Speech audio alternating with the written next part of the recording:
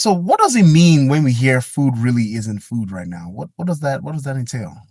Ooh, that's a loaded question, Yes, Uche. First sir. of all, I want to thank you guys. I thank Phil and Texas Small Farmers and Ranchers for hosting this panel. This is something that definitely needs to take place.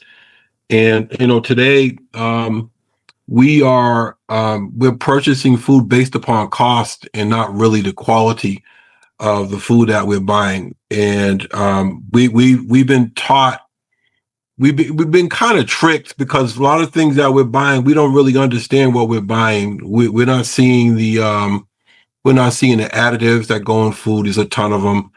The different chemicals that are being used, the pesticides that's being used on our food, that's actually causing us to have to go to the hospitals.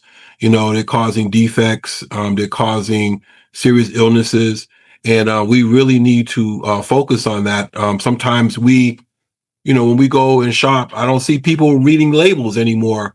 And we really need to read labels. If it doesn't have like maybe 4 or 5 ingredients that I can understand, I might not buy it. I don't know what that is.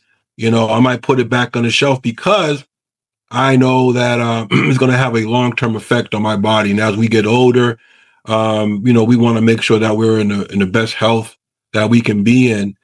Sometimes I'll go to the store and different people will say, well, "Why are you buying? That's expensive."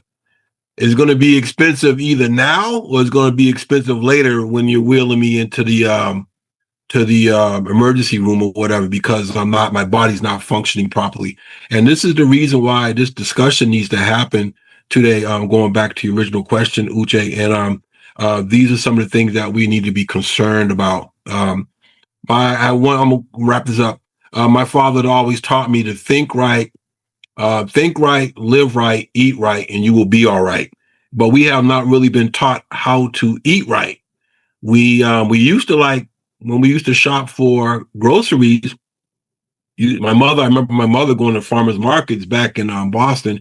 She used to literally pick stuff up and look at it, smell it, and say, "No, I don't want those. I want these." And she was very selective about what she was purchasing.